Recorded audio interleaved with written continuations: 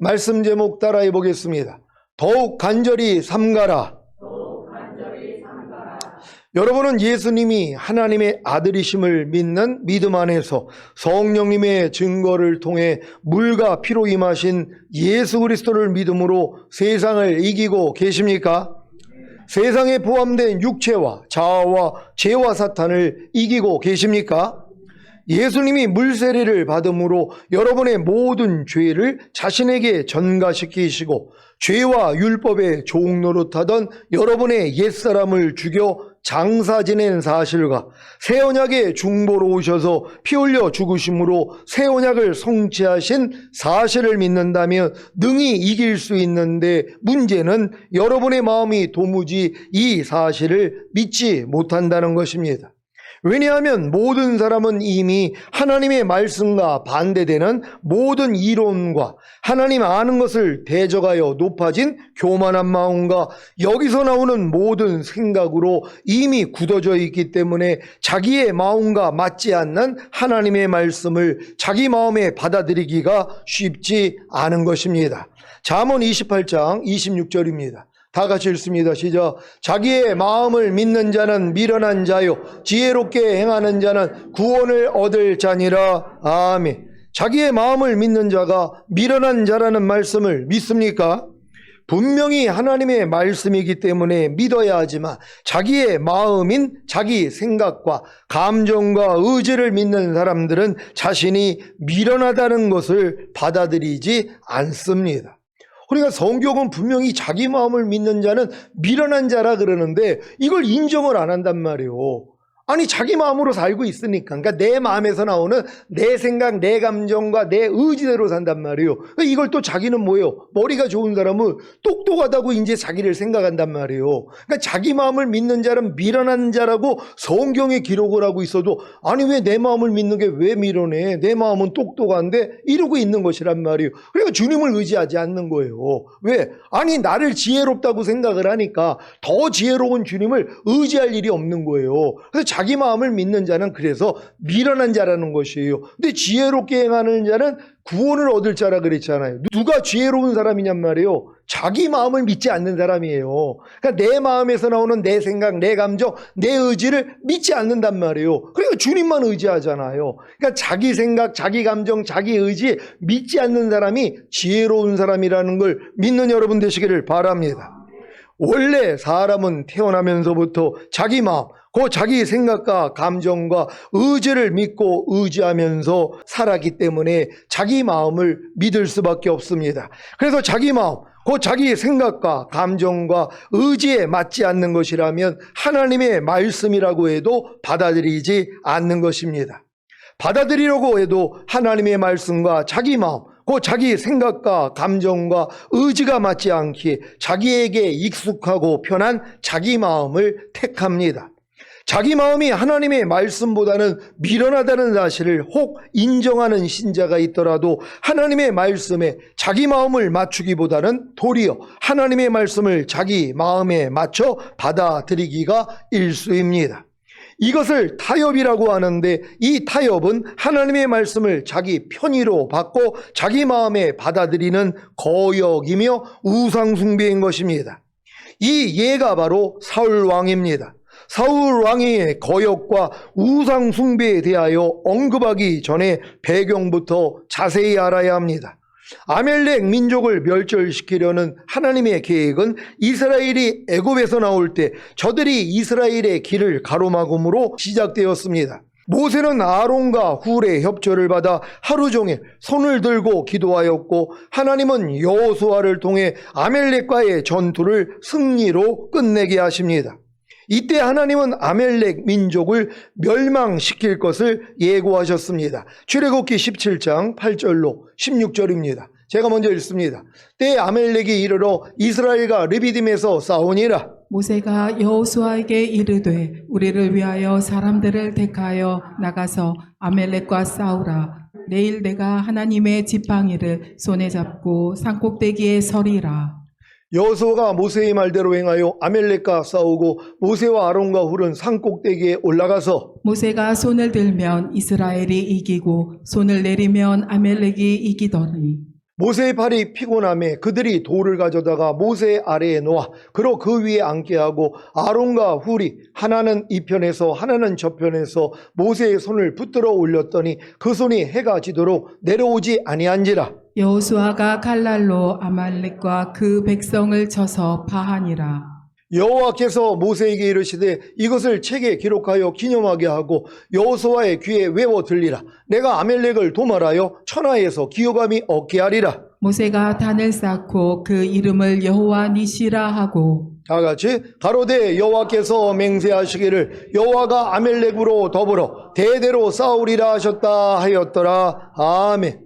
400년이 지난 후 하나님은 이스라엘 통일왕국의 초대 왕 사울에게 아멜렉을 진멸시킬 것을 명령하십니다. 사무엘상 15장 1절로 3절입니다. 제가 먼저 읽습니다.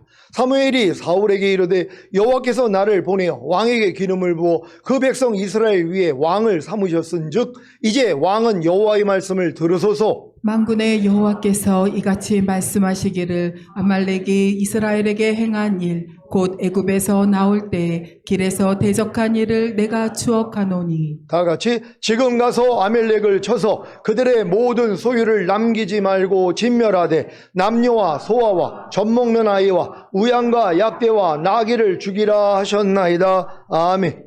사울왕은 하나님의 명하신 대로 아멜렉을 공격하여 저들을 전멸시켰는데 그 중에서 좋은 것들은 남기고 쓸모없는 것들만 진멸하였습니다. 사무엘상 15장 9절입니다. 다 같이 읽습니다. 시작. 사울과 백성이 아각과 그 양과 소의 가장 좋은 것 또는 기름진 것과 어린 양과 모든 좋은 것을 남기고 진멸키를 즐겨 아니하고 가치 없고 낮은 것은 진멸하니라. 아멘. 전리품을 갖고 돌아오는 사울 왕에게 사무엘은 하나님의 명령에 불순종한 것을 지적하며 책망을 합니다. 사무엘상 15장 22절 23절입니다. 제가 먼저 읽습니다. 사무엘이 가로되 여호와께서 번제와 다른 제사를 그 목소리 순종하는 것을 좋아하신같이 좋아하시겠나이까? 순종이 제사보다 낫고 듣는 것이 수양이 기름보다 나으니 이는 거역하는 것은 사술의 죄와 같고 완고한 것은 사신 우상에게 절하는 죄와 같음이라. 왕이 여호와의 말씀을 버렸으므로 여호와께서도 왕을 버려 왕이 되지 못하게 하셨나이다. 아멘. 사울왕이 하나님의 말씀을 버렸으므로 하나님이 사울왕을 버려 왕이 되지 못하게 하신 이유가 무엇입니까? 하나님의 말씀에 불순종했기 때문입니다. 이 불순종의 원인이 무엇인지 아십니까? 바로 거역하는 것과 완고한 것입니다. 거역이란 윗사람의 뜻이나 지시 또는 초월적인 힘 등을 따르지 않고 거스리는 것입니다. 이렇게 하나님의 말씀을 따르지 않고 거스리는 것이 거역인데 이 거역이 바로 사술의 죄와 같다는 것입니다. 사술은 요사스러운 술법이나 술책인데 그 주체가 귀신인 것입니다. 그래서 사술은 귀신들과의 접촉을 포함합니다. 거역이 사술의 죄와 같다는 것은 하나님의 말씀을 따르지 않고 거스리는 거역이 바로 귀신들과의 접촉을 불러일으키는 것입니다. 이해가 되십니까?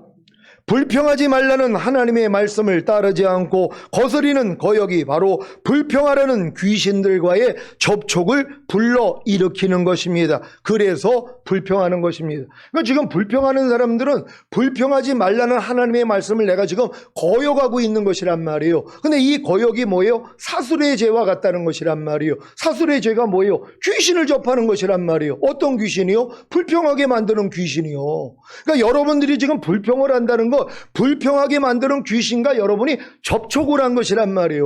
그러니까 이 귀신의 뜻대로 사는 거예요. 이걸 누가 하냔 말이에요. 아유, 내가 불평하는 것이 내가 무슨 귀신이 내 안에 역사해가지고 내가 불평하는 거예요. 아니죠. 이러고 있는 것이란 말이에요. 아니라는 거예요. 이게 사술의 죄와 같다는 것이에요. 그러니까 여러분이 하나님의 말씀에 순종하지 않는 건 지금 귀신 때문이란 말이에요. 귀신이 여러분으로 하나님 말씀에 순종하지 못하도록 방해를 하는 것이란 말이에요. 지금 남을 미워하는 분들이 있죠. 미워하는 건 살인이라 그랬는데도 이 지금 미워함으로써 남을 살인하고 있는 분들이 있단 말이에요. 왜 그래요? 미워하지 말라는 말씀을 지금 거역하는 것이란 말이에요. 그러니까 이게 바로 사술의 죄와 같다는 것이에요. 귀신을 접하는 거예요. 미워하게 만드는 귀신을 내가 접한 것이란 말이에요. 그래가지고 여러분들이 이제 미워하는 거란 말이에요. 그래서 우리가 뭐예요? 귀신을 쫓아라는 거예요.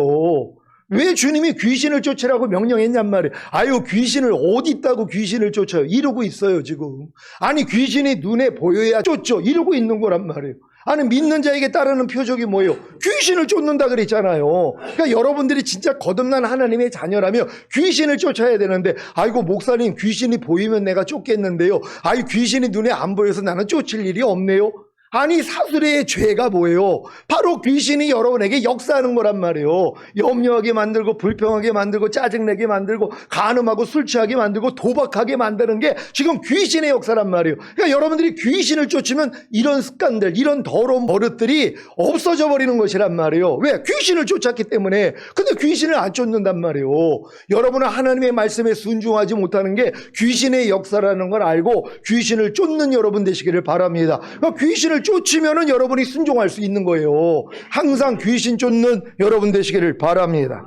범사에 감사라는 하나님의 말씀을 따르지 않고 거스리는 거역이 바로 범사에 감사하지 말라는 귀신들과의 접촉을 불러일으키는 것입니다. 그래서 여러분들이 범사에 감사하지 않는 것입니다. 이해가 되십니까? 항상 기뻐하라는 말씀을 예로 들자면, 항상 기뻐하라는 하나님의 말씀에 대해 여러분은 어떤 마음을 가지고 있습니까? 무조건 순종하려고 하십니까? 아니면 어떤 다른 이유를 가지고 있기에 거역하십니까? 아니면 이 말씀을 자기 마음에 맞추어 다르게 해석하십니까? 혹시 사울왕처럼 불순종에 대한, 거역에 대한 어떤 이유를 가지고 있지는 않습니까? 사무엘상 15장 20절 21절입니다. 제가 먼저 읽습니다. 사울이 사무엘에게 이르되 나는 실로 여호와의 목소리를 청종하여 여호와께서 보내신 길로 가서 아멜렉 왕 아각을 끌어왔고 아멜렉 사람을 진멸하였으나 다만 백성이 그 마땅히 멸할 것 중에서 가장 좋은 것으로 길갈에서 당신의 하나님 여호와께 제사하려고 양과 소를 취하였나이다. 다만 이것이 문제입니다. 불순종과 거역에 대한 귀신들과의 접촉을 불러일으키는 사술의 죄를 짓게 된 이유가 다만이라는 자기 마음, 곧 자기 생각과 감정과 의지 때문입니다. 제발 다만이라는 자기 마음, 곧 자기 생각과 감정과 의지로 인해 거역하는 사술의 죄, 곧 귀신들과의 접촉을 불러일으키는 죄를 짓지 마시기를 바랍니다. 불순종의 원인이 거역하는 것과 완고한 것이라고 말씀드렸는데, 완고한 것이 무엇입니까?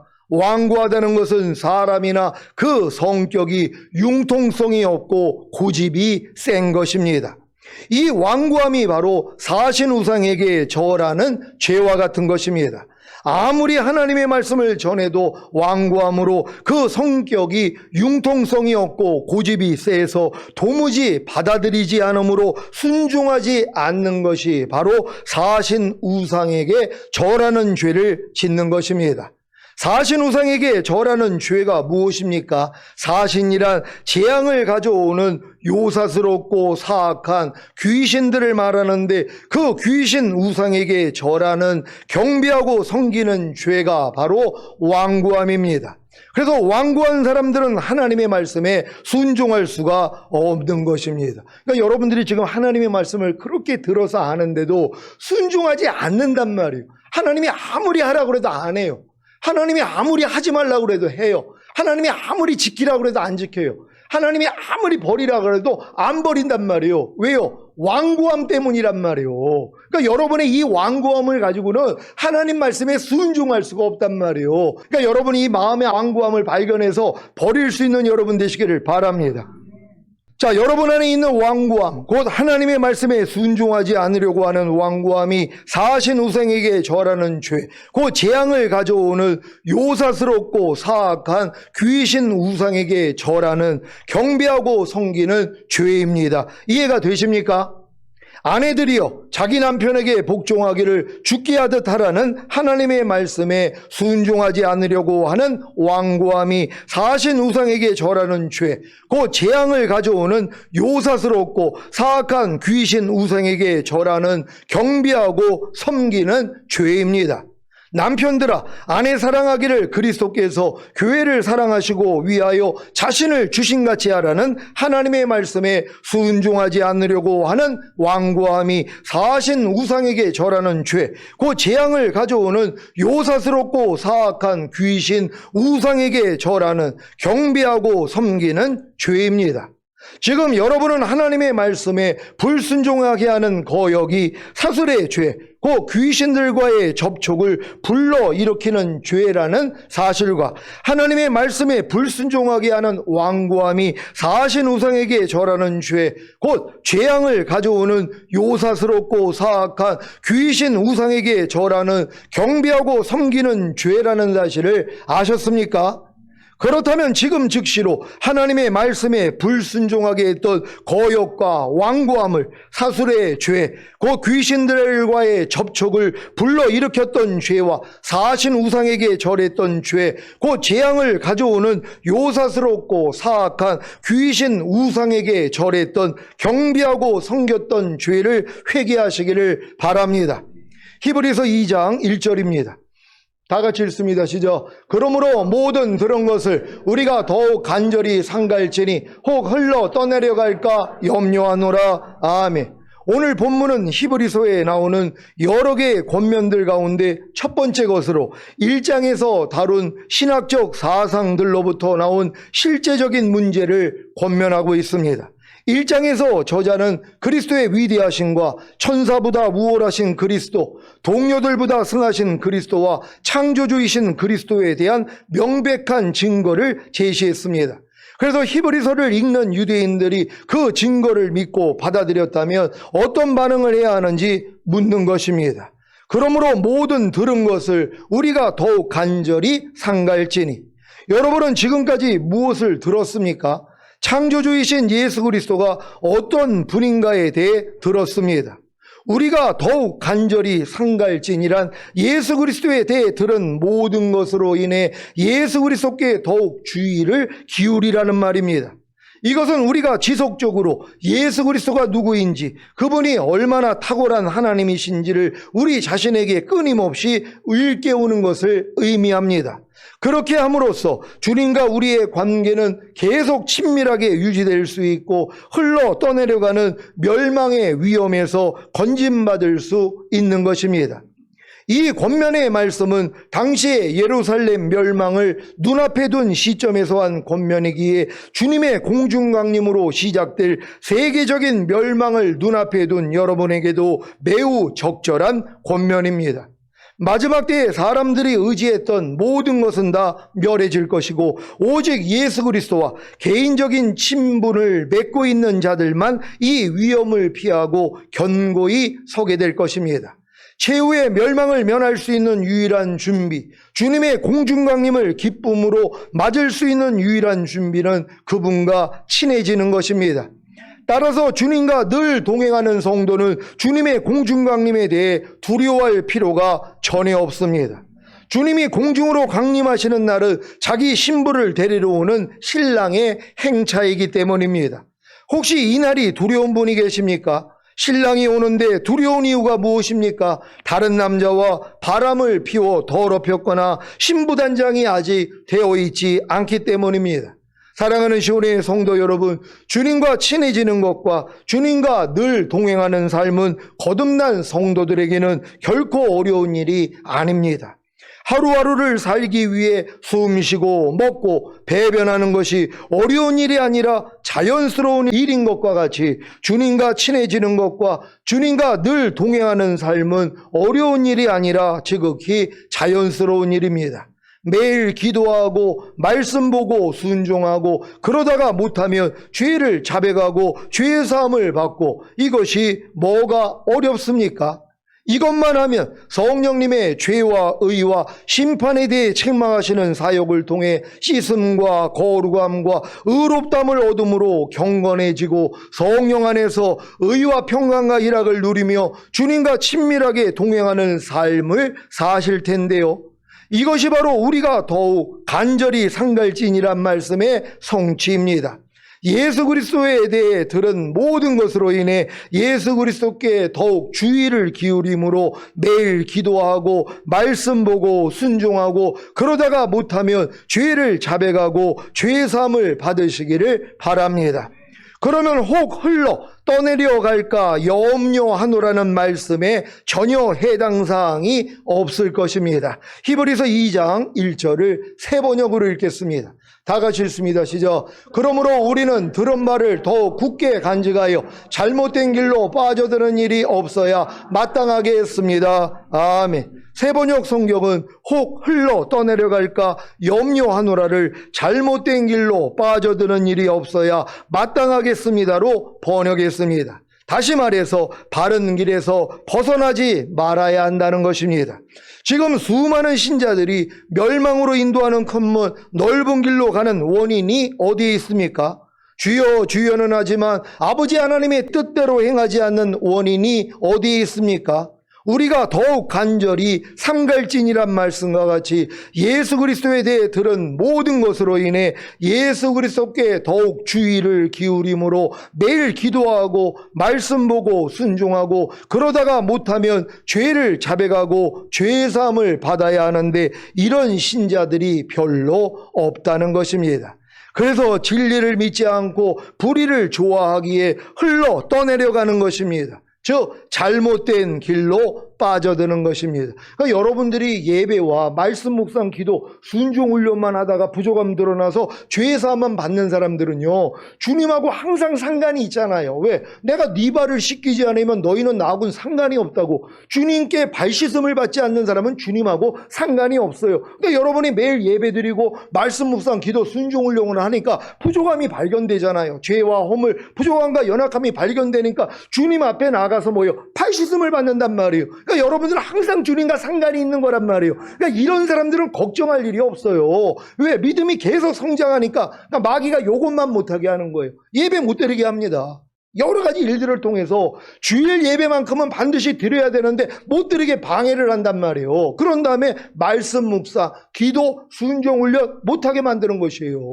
그러니까 나의 부족함과 연약함이 드러나지 않으니까 주님 앞에 나가 발 씻을 필요가 없잖아요. 그러니까 주님하고 상관이 없는 거예요. 다시 오실 주님하고는 상관이 없단 말이에요. 왜? 주님이 말씀하셨기 때문에 내가 네 발을 씻기지 아니하면 너희는 나하고는 상관이 없다. 이건 무서운 말씀이란 말이에요. 근데 누가 발 씻음을 받냔 말이에요. 아니 자기 발이 더러워졌다는 걸 깨달은 사람이 발 씻음을 받죠. 내 발이 더럽지 않은데 왜 발 씻음을 받아요? 더러운 걸 알아야지 이제는 발 씻음을 받는단 말이에요. 근데 누가 자기가 더럽다는 걸 알아요? 자기 발이 더럽다는 걸 어떻게 하냔 말이에요. 자기의 몸의 행실이 더럽다는 거, 자기 생각과 감정과 의지가 이 더럽다는 것을 어떻게 하냔 말이에요. 예배와 말씀 묵상, 기도, 순종, 훈련을 통해서만이 알 수 있는 거란 말이에요. 그러니까 이걸 무너지게 만든 거란 말이에요. 그러니까 여러분 지나간 한 주간의 삶을 보세요. TV는 나의 목자시니 내게 부족함이 없으리라. TV 드라마는 주구장창 보면서도 말씀 묵상하지 않아요. 기도하지 않아요. 순종 훈련 받지 않아요. 그러니까 주님 앞에 가서 발 씻음 받을 일이 없다는 것이란 말이에요. 그래도 우리 성도들은 주일날만큼이라도 이런 말씀을 통하여 내 발이 더럽혀졌다는 걸 알고 그래도 주일날 회개하니 이게 얼마나 감사한 일이란 말이에요. 이런 메시지를 듣고 책망받고 있다는 것을 기뻐하고 감사할 수 있는 여러분 되시기를 바랍니다. 데살로니가 후서 2장 9절로 12절을 개역 개정으로 읽겠습니다. 제가 먼저 읽습니다. 악한 자의 나타남은 사탄의 활동을 따라 모든 능력과 표적과 거짓 기적과 불의의 모든 속임으로 멸망하는 자들에게 있으리니 이는 그들이 진리의 사랑을 받지 아니하여 구원함을 받지 못함이라. 이러므로 하나님이 미혹의 역사를 그들에게 보내사 거짓 것을 믿게 하심을 진리를 믿지 않고 불의를 좋아하는 모든 자들로 하여금 심판을 받게 하려 하심이라. 아멘. 이단에 빠지는 신자들의 특징이 무엇인지 아십니까? 진리의 사랑을 받지 않고 그 진리를 믿음으로 영접하고 행하지 않고 모든 능력과 표적과 거짓 기적과 불의의 모든 속임에 빠져 멸망한다는 것입니다. 진리의 사랑을 받지 않고 그 진리를 믿음으로 영접하고 행하지 않는 신자들에게는 하나님이 미혹의 역사를 그들에게 보내사 거짓 것을 믿게 하십니다. 이것이 바로 심판입니다. 이단에 빠진 신자들은 멸망으로 인도하는 큰 문, 넓은 길로 가는 신자들은 주여 주여는 하지만 아버지 하나님의 뜻대로 행하지 않는 신자들은 이미 하나님께 심판을 받은 것입니다. 왜냐하면 그들은 진리를 믿지 않고 불의를 좋아하기 때문입니다. 예수 그리스도에 대해 들은 모든 것으로 인해 예수 그리스도께 더욱 주의를 기울임으로 매일 기도하고 말씀 보고 순종하고 그러다가 못하면 죄를 자백하고 죄사함을 받기만 해도 잘못된 길로 빠져들지 않을 텐데 신자가 더욱 간절히 삼가지 않기에 모든 능력과 표적과 거짓 기적과 불의의 모든 속임에 빠지는 것입니다. 사랑하는 시온의 성도 여러분, 히브리서 1장 강해를 통해 그리스도의 위대하심과 천사보다 우월하신 그리스도, 동료들보다 승하신 그리스도와 창조주이신 그리스도에 대해 들으신 것을 더욱 간절히 삼가하여 곧 예수 그리스도께 더욱 주의를 기울여서 마지막 때에 흘러 떠내려가는 잘못된 길로 빠져드는 일이 없어야겠습니다. 지금 저희 교회에 오신 분들은 이게 죽은 다음에 가는 천국을 위해서 신앙생활을 하는 게 아니라 주님이 이 땅에 오셔서 통치하는 천년왕국의 왕이 되기 위해서 신앙생활하는 분들이란 말이에요. 주님이 올라가시면서 뭐라고 그래요? 올라가신 대로 곧 온다고 그랬잖아요. 오시는 이유가 뭐예요? 그분이 통치하는 나라 아브라함에게 언약하신 것이란 말이에요. 그래서 지금 그 아브라함에 언약하신 것이 이 땅에서 이루어지지 않았기 때문에 지금 이스라엘은 아직도 메시아를 기다린단 말이에요. 왜? 메시아가 와야지 메시아가 통치하는 나라가 되기 때문이란 말이에요. 아브라함에게 언약하신 게 뭡니까?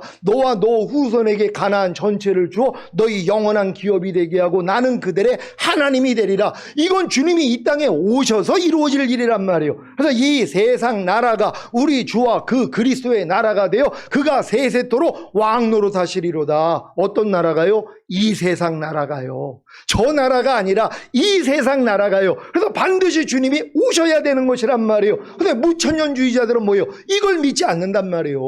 주님이 오실 일이 없어요. 그들은 죽은 다음에 가는 천국밖에는 모른단 말이에요. 그러니까 미지근해질 수밖에 없죠. 왜요? 아니 이거 예수만 믿고 영접하면 내가 성령만 소멸하지 않으면 누구나 들어갈 수 있는 건 죽은 다음에 가는 천국이란 말이에요. 근데 우리가 지금 원하는 건 뭡니까? 주님이 이 땅에 오셔서 통치하는 나라 아니에요. 그래서 우리는 마라나타 신앙까지 가는 거예요. 아멘 주 예수여 오시옵소서.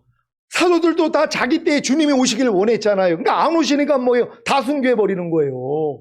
그 믿음까지 가는 것이란 말이에요. 여러분이 지금 이 믿음까지 왔더라면 무슨 이 땅에 소망이 있습니까? 주님이 오셔서 통치하는 그 나라에 나도 들어가서 왕노릇하기 위하여서 그래서 육체를 이기고 세상을 이기고 자아를 이기고 죄와 사탄을 이기는 자들이 되는 것이란 말이에요. 그래서 요한계시록에 이기는 자들이 나오잖아요. 그러니까 요한계시록을 읽고 듣고 그 가운데 있는 명령을 지키는 자가 복이 있다 그랬는데 이 복을 누가 받아요? 왜요? 요한계시록을 덮어버렸거든요. 위험한 책이라고 읽지 말라는 거예요. 이거 하나님을 대적하는 겁니다. 하나님은 뭐예요? 읽고 듣고 그 가운데 있는 것을 지키는 자가 복이 있다 그랬잖아요. 읽는 자가 복이 있어요. 듣는 자가 복이 있어요. 지키는 자가 복이 있단 말이에요. 근데 이걸 뭐예요? 못하게 만드는 거예요. 성경을 더하거나 빼면 저주 받는다 그랬죠. 그게 저주라는 것이에요. 어떤 저주입니까? 주님 오실 때 다 남겨지는 거예요. 왜요? 다시 오실 주님을 준비하지 않기 때문에. 왜 준비하지 못할까요? 이건 주님으로부터 청함을 입은 자들만 할 수 있는 것이란 말이에요.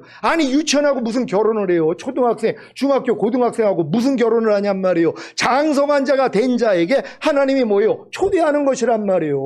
여러분 다 신부가 되셨습니까? 어린 양의 혼인자인 채 청함을 입은 자가 복이 있다는 것이란 말이에요. 아무나 청함 받을 수 없어요. 믿음이 아무리 오랫동안 신앙생활을 해도 이건 주님이 보여주셔야 되는 것이란 말이에요. 그래서 여러분들 이 선포되는 말씀을 통하여 야 내가 주님 오실 때 첫 열매로 휴거되고 7년 어린 양의 혼인잔치 후에 이 땅에 내려와 1000년 동안 왕 노릇하다가 영원한 나라에 가는 거구나. 이걸 본 사람만 뭐예요? 이 길을 가기 위해서 매일매일 자기를 부인하는 십자가를 지고 따라가는 것이란 말이에요. 이런 분들이 복이 있다는 걸 믿으시기를 바랍니다. 주님이 공중으로 강림하시는 그날까지 매일 기도하고 말씀 보고 순종하는 훈련을 통해 성령님의 죄와 의와 심판에 대해 책망하시는 사역으로 씻음과 거룩함과 의롭다함을 얻음으로 경건해지고 성령 안에서 의와 평강과 희락을 누리며 주님과 친밀하게 동행하는 삶을 사시기를 우리 주 예수 그리스도의 이름으로 축원합니다.